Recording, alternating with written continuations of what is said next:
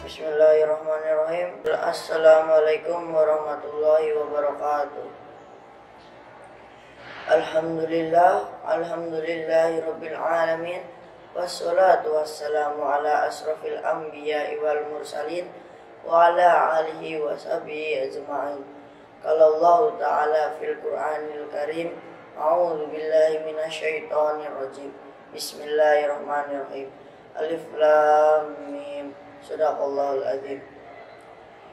Bapak, Ibu guru yang saya cintai dan saya hormati, serta teman-teman saya yang saya banggakan, marilah kita panjatkan puja dan puji syukur kita atas kehadirat Allah Subhanahu wa Ta'ala yang telah memberikan kita nikmat sehat dan nikmat sempat. Kedua kalinya tidak lupa juga atas junjungan Nabi kita, yaitu Nabi Muhammad Sallallahu Alaihi Wasallam, yang kita tunggu-tunggu syafaatnya di akhirat kelak. Beradanya saya di sini akan menyampaikan kultum yang berjudul puasanya Rasulullah. Ramadan merupakan bulan yang paling istimewa dibandingkan dengan bulan-bulan lain di kalender Islam. Selama bulan Ramadan, umat muslim diwajibkan untuk berpuasa dan Rasul dengan niat tulus karena mencari ridha Allah Subhanahu wa Ta'ala. Rasulullah Sallallahu Alaihi Wasallam juga pernah bersabda, dari Abu Abdurrahman bin Umar bin Khattab radhiyallahu anhu pernah mendengar Rasulullah Sallallahu Alaihi Wasallam bersabda, Islam didirikan dari 5 perkara. Yang pertama, bersaksi bahwa tidak ada ilah selain Allah dan Muhammad adalah utusan Allah, dan mendirikan sholat, mengeluarkan zakat, dan berpuasa di bulan Ramadan. Dan yang terakhir, berhaji ke Ka'bah. Hadis riwayat Bukhari dan Muslim. Cara puasa Rasulullah Sallallahu Alaihi Wasallam di bulan Ramadan yang pertama adalah menyegerakan berbuka. Rasulullah Sallallahu Alaihi Wasallam menganjurkan bahwa jika umatnya sedang berpuasa maka segeralah untuk berbuka. Dan beliau juga pernah bersabda, yaitu manusia akan senantiasa dalam keadaan kebaikan selama mereka menyegerakan berbuka. Hadis riwayat Al-Bukhari dan Muslim. Apabila telah datangnya berbuka, maka hendak dia menyegerakan berbuka karena di dalam berbuka ada kebaikan. Yang kedua, mengakhirkan sahur. Zaid bin Sabit pernah sahur bersama Rasulullah Sallallahu Alaihi Wasallam. Beliau dan mereka juga sholat subuh berjamaah. Lalu Zaid bertanya kepada Rasulullah, ya baginda Rasulullah, kapankah jarak sahur dengan sholat subuh? Lalu baginda menjawab, bersabda, antara waktu sahur dan sholat subuh waktunya seperti kita sedang membaca 50 ayat Al-Quran. Hadis riwayat Nasai.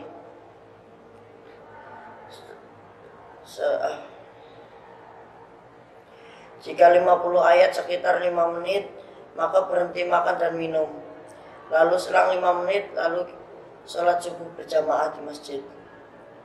Yang ketiga, makan kurma dan madu ketika berbuka dan sahur. Apabila seorang di antara kamu berbuka, hendaknya ia berbuka dengan kurma. Jika tidak mendapatkannya, dengan air, karena air itu suci. Hadis riwayat Imam Al-Bukhari. Makan 3 butir kurma dan minum 2 sendok madu setelah sahur dan berbuka dapat sangatlah baik bagi tubuh kita yang sedang tidak fit, dan dalam kandungan kalori yang sangat tinggi pada kurma dan madu dapat memberikan kita energi full setiap hari, sehari penuh untuk kita yang siap untuk berpuasa. Yang keempat, membaca Al-Quran. Imam Az-Zuhri berkata, apabila datangnya Ramadan, maka kegiatan utama kita adalah membaca Al-Quran. Bacalah dengan tajwid yang benar, tadabburi, pahami dan amalkan seisinya. Insya Allah kita akan menjadi insan yang sangat mulia di sisi Allah Subhanahu wa Ta'ala. Ramadan adalah bulan yang penuh berkah.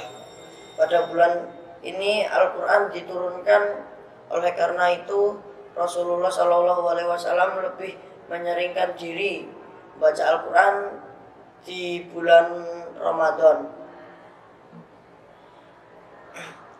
Yang kelima, berolahraga. Jika salah seorang dari kalian berpuasa, maka hendaklah pada pagi harinya kalian dalam keadaan berharum-harum dan rambut tersisir rapi. Hadis riwayat Bukhari. Walaupun dalam keadaan berpuasa itu bukan menjadi alasan untuk kita menghentikan kegiatan kita sehari-hari. Walaupun dalam keadaan tidak enak. Yang keenam, memberi makanan berbuka puasa kepada orang lain. Barang siapa yang memberi berbuka puasa kepada orang lain, maka pahalanya setara dengan orang yang berpuasa tanpa menguranginya sedikit pun. Hadis riwayat Nasa'i dan Tirmizi. Di bulan yang mulia ini, kesempatan kita untuk mencari ridha Allah seperti memberi makan kepada anak-anak yatim yang tidak mampu. Selain berbagi kebahagiaan, ini merupakan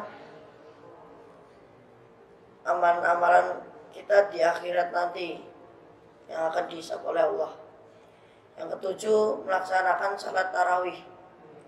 Salah satu keistimewaan Ramadan adalah salah satunya salat tarawih, karena ini salat tarawih yang pernah diajarkan oleh Rasulullah, dan beliau juga mengatakan salat tarawih ini sunnah muakkadah saat di bulan Ramadan. Dan Rasulullah pun pernah khawatir, karena apa? Karena setiap hari itu di bulan Ramadan orang-orang sahabat-sahabat Nabi selalu berdatangan di masjid sangat banyak. Lalu Rasulullah khawatir karena apa?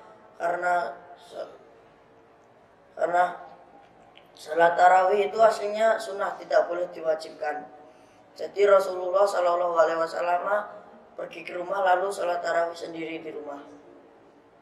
Yang kedelapan, lalu melakukan iktikaf. Iktikaf artinya berdiam diri di masjid untuk dengan niat mencari ridha Allah Subhanahu wa Ta'ala. Ini salah satu amal yang selalu Rasulullah SAW kerjakan saat bulan Ramadan. Imam Az-Zuhri juga berkomentar, aneh benar keadaan orang Islam. Mereka meninggalkan iktikaf, padahal Rasulullah tidak pernah meninggalkan sampai akhir hayatnya beliau. Yang sembilan, nanti malam Lailatul Qadar. Malam Lailatul Qadar merupakan salah satu malam yang paling istimewa di bulan Ramadan. Rasulullah juga selalu berdoa, dan beliau juga mengajarkan doanya, yaitu Allahumma innaka afuun tuhibbul afwa fa'fu anni. Artinya, ya Allah, Engkaulah pemilik ampunan dan Engkaulah Maha Pemberi ampun, ampunilah aku. Rasulullah SAW lebih fokus dari 10 hari awal Ramadan dan pertengahan dan hingga 10 akhir Ramadan.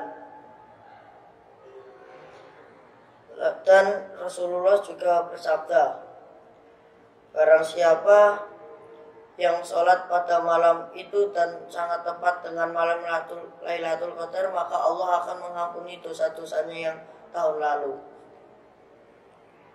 Yang ke-10, melakukan taubat. Pintu ampunan dibuka oleh Maha Kuasa selebar-lebar mungkin untuk umat hambanya yang bersungguh-sungguh untuk meminta ampunan kepada Allah. Bulan Ramadan merupakan kesempatan bagi hambanya untuk minta ampunan dan kembali ke fitrah. Mungkin cukup sekian kultum dari saya, kurang lebihnya saya mohon maaf. Jika ada salahnya itu datangnya dari saya, jika ada benarnya itu datangnya dari Allah. Nun wal qalami wa ma yasturun wastabiqul khairat. Wassalamualaikum warahmatullahi wabarakatuh.